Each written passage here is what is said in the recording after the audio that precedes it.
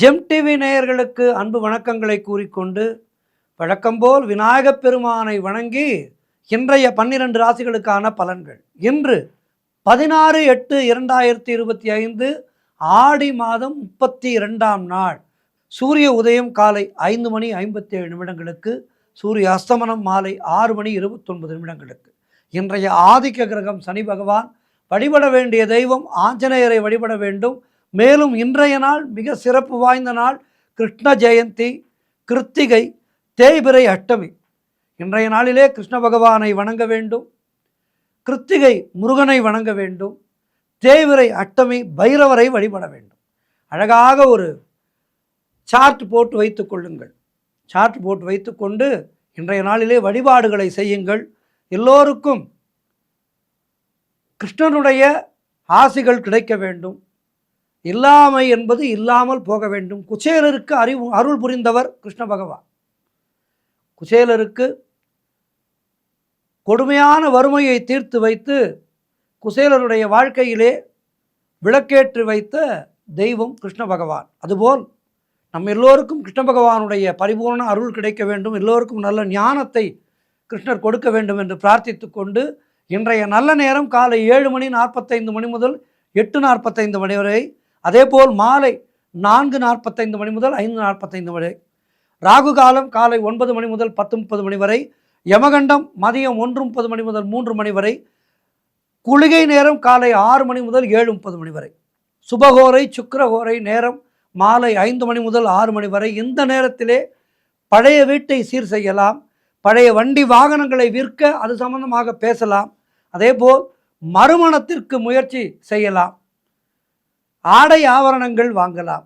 குடும்பத்திலே இருக்கின்ற பிரச்சனைகளுக்கு தீர்வு காணுவதற்கு பேசி தீர்க்கலாம். சொல்வார்கள், பேசியே தீர்க்காதீர்கள், பேசி தீருங்கள் என்று சொல்வார்கள். ஆக குடும்ப விஷயங்களை பேசி தீர்த்து கொள்ள வேண்டிய நாள். கவனமாக இருக்க வேண்டிய கோரை செவ்வாய் கோரை காலை 8 முதல் 9 வரை, மதியம் 3 முதல் 4 வரை. இந்த நேரத்திலே அமைதி காப்பது நல்லது. எந்த விதமான முக்கியமான முடிவுகளையும் எடுக்காமல் இருப்பது நல்லது. இன்றைய நட்சத்திரம் இன்று காலை 8:26 வரை பரணி, அதன் பிறகு கிருத்திகை. இன்றைய திதி இன்று இரவு 11:13 வரை தேய்பிறை அஷ்டமி, அதன் பிறகு நவமி வருகின்றது. இன்றைய சந்திராட்டமும் கன்னிராசிக்கு சந்திராட்டமும் காலை 8:26 வரை இருக்கின்றது. சித்ரா நட்சத்திரக்காரர்கள் இன்றைய நாளிலே சிகப்பு நிற ஆடைகளை அணிவதை தவிர்ப்பது நல்லது. நாளைய விசேஷம் என்று பார்த்தால் ஆவணி மாதம் பிறக்கின்றது. ஆவணி பிறந்து நம்மை மகிழ்ச்சி அடைய செய்கின்றது. ஆவணி மாதத்திலே வருகின்ற முதல் பண்டிகை விநாயக சதுர்த்தி. ஆகவே ஆவணி மாதத்தை எதிர்கொண்டு வரவேற்க தயாராகும். தொடர்ந்து நாம் காண இருப்பது 12 ராசிகளுக்கான பலன்களை.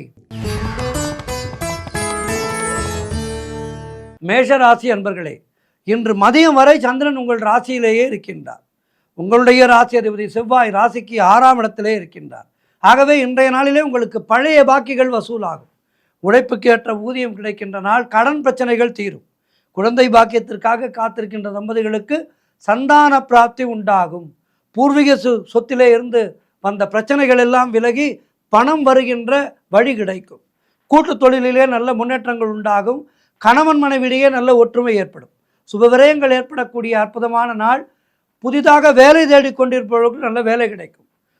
சொந்த தொழில் செய்பவர்களுக்கு நல்ல லாபங்கள் கிடைக்கின்ற நாள். சிறப்பான நாள் இது. இன்றைய நாளிலே ஆஞ்சநேயரை வணங்குங்கள், கிருஷ்ண பகவானை வணங்குங்கள். வாழ்த்துக்கள். ரிஷபராசி அன்பர்களே, இன்று மதியம் வரை சந்திரன் உங்கள் ராசிக்கு 12ஆம் இடத்திலே இருக்கின்றார். உங்களுடைய ராசி அதிபதி சுக்கிரன் ராசிக்கு 2ஆம் இடத்திலே இருக்கின்றார். ஆகவே உடல் ஆரோக்கியத்திலே எச்சரிக்கையாக இருக்க வேண்டும். கொடுத்த வாக்கை காப்பாற்ற முடியாத சூழ்நிலைகள் ஏற்படும். கவனமாக இருக்க வேண்டும். அலுவலகத்தில் வேலை போல அதிகமாக இருக்கும். பொருளாதாரம் நெருக்கடியாக இருக்கும். வீண் விரயங்கள் உண்டாகும். கவனமாக இருக்க வேண்டும். கடைக்கு செல்லும் போது உங்களுடைய டெபிட் கார்டு, கிரெடிட் கார்டு போன்றவற்றை தேய்க்கும் போது மிக மிக கவனமாக இருக்க வேண்டும். வீண் விரயங்கள் உண்டாகின்ற நாளாக காட்டுகின்றது. தொழில் சம்பந்தமான புதிய கடன் வாங்கக்கூடாது. மேலதிகாரிகளால் நெருக்கடிகள் உண்டாகும். வேலை மாற்றம் ஒரு சிலருக்கு உண்டாகும். மற்றவர்களுடைய விஷயங்களை தலையிடக்கூடாது. வீண் வாக்குவாதங்களை முற்றிலும் தவிர்த்து மௌனத்தை கடைபிடிக்க வேண்டிய நாள். ஆஞ்சநேயரை வழிபாடு செய்யுங்கள். வாழ்த்துக்கள். மிதுன ராசி அன்பர்களே, இன்று மதியம் வரை சந்திரன் உங்கள் ராசிக்கு 11ஆம் இடத்திலே இருக்கின்றார். உங்களுடைய ராசி அதிபதி புதன் ராசிக்கு 2ஆம் இடத்திலே இருக்கின்றார். ஆகவே நீங்கள் எதிர்பார்க்கின்ற விஷயங்கள் எல்லாம் நல்லபடியாக நடக்கும். சொந்த தொழிலிலே நல்ல முன்னேற்றம் உண்டாகும். உழைப்புக்கேற்ற ஊதியம் கிடைக்கின்ற நாள். கடன் பிரச்சனைகள் தீரும். வேலை தேடிக்கொண்டிருப்பவர்களுக்கு நல்ல வேலை கிடைக்கும். எடுக்கின்ற முயற்சிகளிலே பெரும் வெற்றி கிடைக்கின்ற நல்ல நாள். சுப காரியங்கள் நடக்கக்கூடிய அற்புதமான நாள். காரிய தடைகள் எல்லாம் விலகும். உடல் ஆரோக்கியத்திலே நல்ல முன்னேற்றம் உண்டாகும். வீடு வண்டி வாகன மாற்றம் ஏற்படும். குழந்தைகளால் பெருமை ஏற்படும். நண்பர்கள் மூலம் அனுகூலம் உண்டாகும். பொருளாதாரத்திலே பெரும் வளர்ச்சி உண்டாகும். குடும்ப ஒற்றுமை சந்தோஷத்தை தரும். மொத்தத்தில் இன்றைய நாள் அற்புதமாக இருக்கின்றது. இன்றைய நாளிலே ஆஞ்சநேயரை வழிபாடு செய்யுங்கள். வாழ்த்துக்கள். கடகராசி அன்பர்களே, இன்று மதியம் வரை சந்திரன் உங்கள் ராசிக்கு 10ஆம் இடத்திலே இருக்கின்றார். பொருளாதாரத்திலே பெரும் வளர்ச்சி உண்டாகும். அரசு வகையிலே நல்ல ஆதாயம் உண்டாகும். உடல் ஆரோக்கியம் நன்றாக இருக்கும். காரிய அனுகூலங்கள் உண்டாகின்ற நாள். உத்தியோக வகையிலே நல்ல மாற்றம் ஏற்படும். சொந்த தொழில் செய்பவர்களுக்கு நல்ல முன்னேற்றம் உண்டாகும். திருமணம் போன்ற சுபகாரிய பேச்சுவார்த்தைகள் இனிதே முடியும். வீடு கட்டுவதற்கான முயற்சிகளிலே பெரும் வெற்றி கிடைக்கும். மனக்குழப்பங்கள் தீருகின்ற நாள். புதிய முயற்சிகள் எல்லாம் கைகூடி வரும். கடன் தொல்லைகள் விலகும். தாய் வழி சொந்தங்களின் உதவிகள் எல்லாம் கிடைக்கின்ற நாள். ஆஞ்சநேயரை வழிபாடு செய்யுங்கள். வாழ்த்துக்கள். சிம்ம ராசி அன்பர்களே, இன்று மதியம் வரை சந்திரன் உங்கள் ராசிக்கு 9ஆம் இடத்திலே இருக்கின்றார். உங்களுடைய ராசி அதிபதி சூரியன் ராசிக்கு 12ஆம் இடத்திலே இருக்கின்றார். ஆகவே அலுவலகத்திலே வேலை பார்ப்பவர்களுக்கு பதவி உயர்வு, சம்பள உயர்வு கிடைக்கும். குழந்தை பாக்கியத்திற்காக காத்திருக்கின்ற தம்பதிகளுக்கு சந்தான பிராப்தி உண்டாகும். தந்தை வழியிலே சொத்துக்கள் கைக்கு வரும். திருமணம் போன்ற சுபகாரிய பேச்சுவார்த்தைகள் கைகூடி வருகின்ற நாள். நண்பர்கள் உறவினர்கள் மூலம் நல்ல ஆதாயம் உண்டாகும். புதிதாக தொழில் தொடங்கும் முயற்சிகளிலே பெரும் வெற்றி கிடைக்கும். காரிய தடைகளெல்லாம் விலகுகின்ற நாள். எதிர்பார்த்த பணம் கைக்கு வரும். தொழில் மற்றும் வியாபாரத்திலே நல்ல லாபங்கள் உண்டாகும். உடல் ஆரோக்கியம் சிறப்பாக இருக்கும். வீடு வண்டி வாகன மாற்றம் ஏற்படும். இன்றைய நாள் அற்புதங்கள் நிறைந்த நாளாக இருக்கின்றது. மகாலட்சுமி தாயாரை வழிபாடு செய்யுங்கள். வாழ்த்துக்கள். கன்னிராசி அன்பர்களே, இன்று மதியம் வரை சந்திரன் உங்கள் ராசிக்கு 8ஆம் இடத்திலே இருக்கின்றார். உங்களுடைய ராசி அதிபதி புதன் ராசிக்கு 11ஆம் இடத்திலே இருக்கின்றார். இன்று நாள் முழுவதும் சந்திராட்டம் இருக்கின்றது. மௌனத்தை கடைபிடியுங்கள். தேவையில்லாத பயத்தை தவிர்த்து கொள்ளுங்கள். வீடு வண்டி வாகன வகையிலே எச்சரிக்கையாக இருக்க வேண்டும். குலதெய்வ வழிபாடு மன அமைதியை தரும். மனக்குழப்பமும் பதற்றமும் இருக்கக்கூடிய நாள். உடல் ஆரோக்கியத்திலே மிகுந்த கவனம் தேவை. கடன் கொடுக்காதீர்கள், வாங்காதீர்கள். மற்றவர்களோடு பேசும்போது மிகுந்த கவனம் தேவை. வேலை செய்யும் இடத்திலே மிக கவனமாக இருக்க வேண்டும். ஆக இன்றைய நாள் மிக மிக மிக கவனமாக இருக்க வேண்டிய நாள். எச்சரிக்கையாக இருக்க வேண்டிய நாள். ஆஞ்சநேயரை வழிபாடு செய்யுங்கள். காலபைரவரை வழிபாடு செய்யுங்கள். வாழ்த்துக்கள். துலாம் ராசி அன்பர்களே, இன்று மதியம் வரை சந்திரன் உங்கள் ராசிக்கு 7ஆம் இடத்திலே இருக்கின்றார். உங்களுடைய ராசி அதிபதி சுக்கிரன் ராசிக்கு 9ஆம் இடத்திலே இருக்கின்றார். ஆகவே செய்தொழிலிலே நல்ல லாபங்கள் கிடைக்கின்ற நாள். திருமண பேச்சுவார்த்தைகள் சுபமாக முடியும். கணவன் மனைவிக்குள் இருந்து வந்த பிரச்சனைகள் எல்லாம் சரியாகும். உங்களுடைய தொழில் முயற்சிகள் எல்லாம் பெரும் வெற்றியை பெறும். நண்பர்கள் மூலம் நல்ல அனுகூலம் உண்டாகும். மனம் உற்சாகமாக காணப்படக்கூடிய நல்ல நாள். வீடு வண்டி வாகன யோகம் உண்டாகும். செய்கின்ற செயலிலே பெயரும் புகழும் கிடைக்கும். அலுவலகத்திலே சம்பள உயர்வும் பதவி உயர்வும் கிடைக்கும். புதிதாக வேலை தேடிக்கொண்டிருப்பவர்களுக்கு நல்ல வேலை கிடைக்கும். மனக்குழப்பங்கள் தீரும். சுபகாரியங்கள் நடக்கக்கூடிய அற்புதமான நாளாக இருக்கின்றது. மகாலட்சுமி தாயாரை வணங்குங்கள். வாழ்த்துக்கள். விருச்சிக ராசி அன்பர்களே, இன்று மதியம் வரை சந்திரன் உங்கள் ராசிக்கு 6ஆம் இடத்திலே இருக்கின்றார். உங்களுடைய ராசி அதிபதி செவ்வாய் ராசிக்கு 11ஆம் இடத்திலே இருக்கின்றார். ஆகவே தேவையில்லாத செலவுகள் ஏற்படும். உத்தியோகத்தில் இருப்பவர்கள் பணியிலே கூடுதல் கவனம் செலுத்த வேண்டிய நாள். தொழில் மற்றும் வியாபாரத்திற்காக புதிய முதலீடுகளை தவிர்க்க வேண்டிய நாள். திருமணம் போன்ற சுபகாரிய பேச்சுவார்த்தைகள் சற்று தாமதமாகும். உடல் உழைப்பு அதிகமாகும். நண்பர்கள் உறவினர்கள் மூலம் அனுகூலம் உண்டாகும். உடல் ஆரோக்கியத்திலே எச்சரிக்கையாக இருக்க வேண்டும். குடும்பத்திலே கணவன் மனைவிக்குள் சண்டை சச்சரவுகள் ஏற்பட்டு விலகும். வீடு வண்டி சம்பந்தமான விரய செலவுகள் சிலருக்கு ஏற்படும். கூட்டு தொழிலிலே மன வருத்தங்கள் உண்டாகும். ஆகவே குலதெய்வ வழிபாடு மிக மிக முக்கியம். குலதெய்வத்தை நினைத்து கொண்டே இருங்கள்.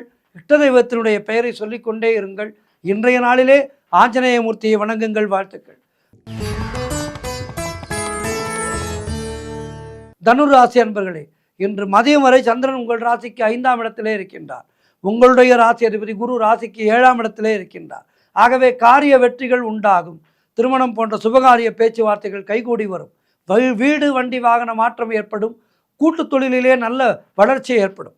குலதெய்வ வழிபாடு வெற்றியை தரும். மனம் சந்தோஷமாக இருக்கும், தெளிவாக இருக்கும். கடன் பிரச்சனைகள் தீரும். பொருளாதாரம் திருப்திகரமாக இருக்கும். பிள்ளைகளால் பெருமை ஏற்படும்.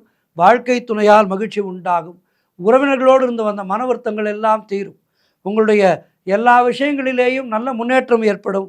சிறப்பான நாள் இது. இன்றைய நாளிலே மகாலட்சுமி தாயாரை வணங்குங்கள். வாழ்த்துக்கள்.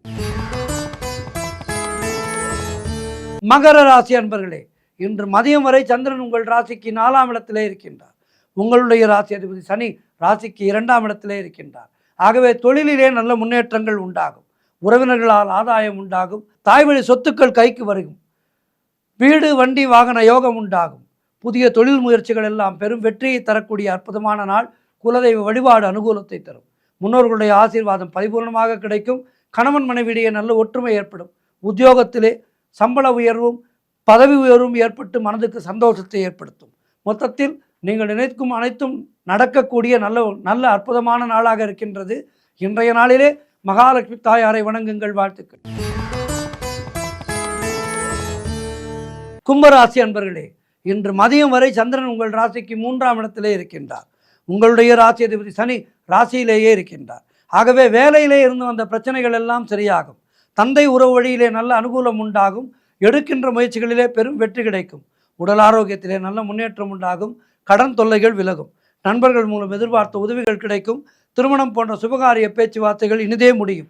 கூட்டு தொழிலிலே நல்ல லாபங்கள் வரக்கூடிய நாள். வேலை தேடி கொண்டிருப்பவர்களுக்கு நல்ல வேலை கிடைக்கும். பொருள் வரவும் தனலாபமும் அதிகரிக்கின்ற நாள். குழந்தைகளுக்காக சுப செலவு செய்யக்கூடிய நாள். சிறப்பான நாள் இது. இன்றைய நாளிலே மேலும் வெற்றிகளை பெறுவதற்கு ஆஞ்சநேயரை வணங்குங்கள். வாழ்த்துக்கள். இறுதியாக மீனராசி அன்பர்களே, இன்று மதியம் வரை சந்திரன் உங்கள் ராசிக்கு 2ஆம் இடத்திலே இருக்கின்றார். உங்களுடைய ராசி அதிபதி குரு ராசிக்கு 4ஆம் இடத்திலே இருக்கின்றார். ஆகவே நினைத்ததெல்லாம் நல்லபடியாக நடக்கக்கூடிய நாள். நீண்ட நாட்களாக குழந்தை பாக்கியத்திற்காக காத்திருக்கின்றவர்களுக்கு குழந்தை பாக்கியம் உண்டாகும். தொழில் மற்றும் வியாபாரத்திலே நல்ல முன்னேற்றம் ஏற்படும். காரிய தடைகள் எல்லாம் விலகி எடுக்கின்ற முயற்சிகளிலே பெரும் வெற்றி கிடைக்கின்ற நல்ல நாள். வேலை தேடி கொண்டிருப்பவர்களுக்கு நல்ல வேலை கிடைக்கும். எதிர்பார்த்த பணம் கைக்கு வரும். நண்பர்கள் மூலம் அனுகூலம் உண்டாகும். பொருளாதாரம் திருப்திகரமாக இருக்கும். மனம் சந்தோஷமாக இருக்கும். உங்களுடைய முயற்சிகள் எல்லாம் பெரும் வெற்றியை பெறும். அலுவலகத்திலே பதவி உயர்வு சம்பள உயர்வு கிடைக்கும். சிறப்பான நாள் இது. மகாலட்சுமி தாயாரை வணங்குங்கள். ஆஞ்சநேய மூர்த்தியை வணங்குங்கள். கிருஷ்ண பகவானை வணங்குங்கள். வாழ்த்துக்கள். இன்றைய நாளிலே எல்லோருக்கும் எல்லா வளமும் கிடைக்க பிரார்த்திக்கின்றேன். மீண்டும் ஒருமுறை மனமார்ந்த கிருஷ்ண ஜெயந்தி நல்வாழ்த்துக்களை தெரிவித்துக் கொள்கின்றேன். நன்றி, வணக்கம். இன்றைய ஆன்மீக தகவல். இன்றைக்கி நாம் ஒரு அழகான விஷயத்தை, ஒரு மனிதன் எப்படி வாழ வேண்டும் என்று ஒரு அருமையான கருத்தாழமிக்க ஒரு கதையை பார்க்க இருக்கின்றோம். முன்னோர்கள் சொல்லி வைத்த கதை. நான் உங்களுக்கு சொல்கின்றேன், அவ்வளவுதான். என்னுடைய சரக்கு அல்ல. முன்னோர்களுடைய சரக்கை ஒரு சுமை தாங்கி போல தூக்கி வந்து உங்களிடத்திலே வைக்கின்றேன். அதனை ஏற்றுக்கொண்டு அந்த சுமையை நீங்கள் சுகமாக மாற்றிக்கொள்ளுங்கள். அடுத்தவர்களுக்கு அந்த சுமையை சொல்லுங்கள், எடுத்து செல்லுங்கள். என்னவென்றால், ஒரு மனிதனுக்கு வாழ்க்கையிலே மிக மிக மிக தேவையான ஒரு குணம் பொறுமை என்பது. பொறுமை இல்லாவிட்டால் ஒருவனால் எதையுமே சாதிக்க முடியாது. ஒருவன் ஒரு துறையிலே, அவன் சார்ந்த துறையிலே நிலைத்து நின்று சாதிக்க வேண்டும் என்றால் குறைந்தபட்சம் ஒரு 30 ஆண்டு காலம் அவன் அந்த தொழிலிலே இருந்து அதிலே நிறைய கஷ்டங்களை எல்லாம் அனுபவித்து அனுபவித்து அனுபவித்து தான் அந்த துறையிலே ஒருவன் சாதிக்க முடியும். இன்றைக்கு மேல் மட்டத்திலே இருக்கின்ற பலரை பாருங்கள். திரைப்படத்துறையாகட்டும், அரசியலாகட்டும், விஞ்ஞானமாகட்டும், எழுத்துத்துறையாகட்டும், இப்படி எந்த துறையை பார்த்தாலும் அந்த துறையிலே இன்றைக்கு முன்னோடியாக இருந்து மிகப்பெரிய சாதனைகளை செய்தவர்களை எல்லாம் ஆரம்ப காலத்திலே ஒதுக்கப்பட்டவர்களாக இருந்திருப்பார்கள். உனக்கு வாய்ப்பு கிடையாது போ என்று விரட்டி அடித்திருப்பார்கள். ஆனால் அப்படி ஒரு காலத்திலே விரட்டி அடிக்கப்பட்டவர் இன்றைக்கு தன்னுடைய சாம்ராஜ்யத்தையே நிறுவியிருக்கின்றார். இப்படி அந்தந்த துறைகளிலே சாதனை படைத்தவர்கள் நிறைய பேர் இருக்கின்றார்கள். அவர்களுக்கு அவர்கள் அந்த சாதனைகளை புரிய வைத்தது அவர்களுடைய பொறுமை. அதனால்தான் பொறுத்தார் பூமி ஆழ்வார் என்று சொல்லப்பட்டிருக்கின்றது. பொறுமை ஒருவனுக்கு மிக மிக மிக முக்கியமானது. எவன் ஒருவன் பொறுமையை இழக்கின்றானோ அவன் குற்றவாளியாகி விடுகின்றான். இன்றைக்கு கூட நாம் நிறைய செய்திகளை பார்க்கின்றோம். கண நேரத்திலே ஆத்திரத்திலே அறிவிழந்து தவறு செய்து சிறைக்கு செல்கின்றார்கள். இது எதன் காரணமாக நிகழ்ந்தது? பொறுமையின்மை காரணமாக. கண நேரத்திலே கணவன் மனைவியிடையே சண்டை பெரிதாகி விவாகரத்துக்கு செல்கின்றார்கள். இது எதன் காரணமாக நிகழ்கின்றது? பொறுமையின்மையின் காரணமாக நிகழ்கின்றது. ஆகவே பொறுமை என்பது ஒரு மனிதனுக்கு மிக மிக மிக முக்கியமானது. இந்த பொறுமையை பற்றி ஒரு அருமையான கதை இருக்கின்றது. இந்த கதை சிறிய கதைதான், எல்லோருக்கும் தெரிந்த கதைதான்.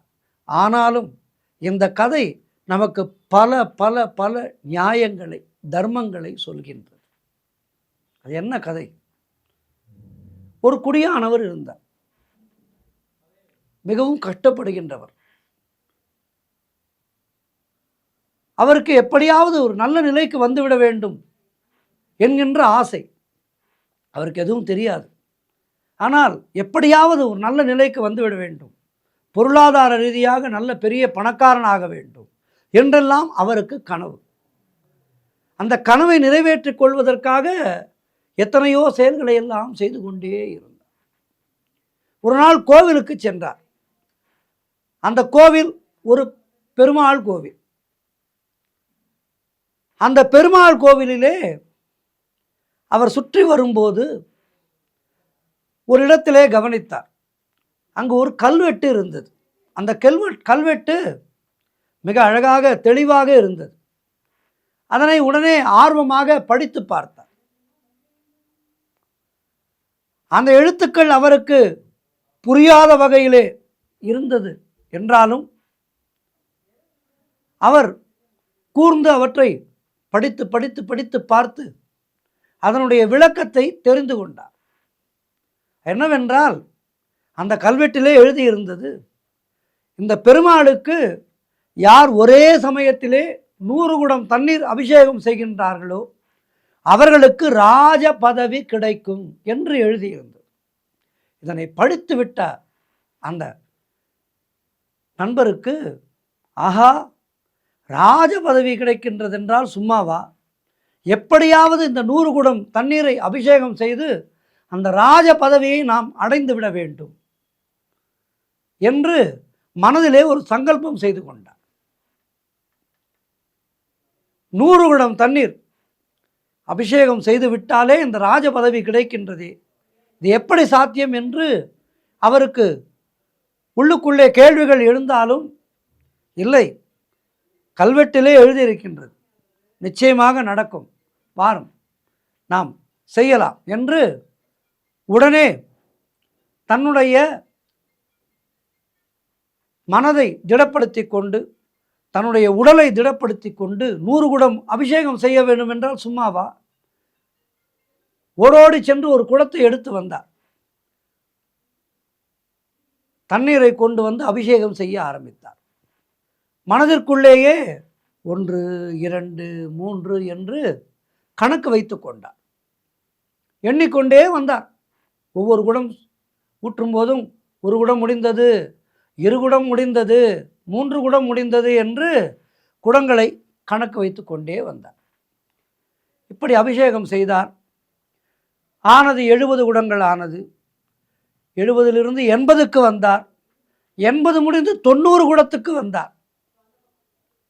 அவருடைய மனமானது சற்று பொறுமையை இழந்தது. ஒன்றை இவர் நன்றாக யோசிக்க வேண்டும். அந்த கல்வெட்டிலே என்ன இருந்தது? 100 குடம் தண்ணீர் முழுமையாக அபிஷேகம் செய்பவருக்கு ராஜ பதவி என்று இருந்தது. இவர் அபிஷேகம் செய்கின்ற வேளையிலே இறைவனை பற்றி நினைக்கவில்லை.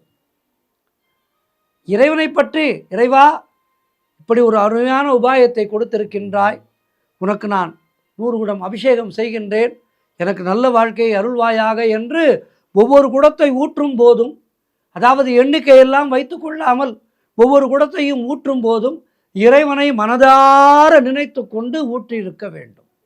அவர் அதையும் செய்யவில்லை. அதாவது ஒருவன் செய்கின்ற வேலையை காதலித்து செய்ய வேண்டும்.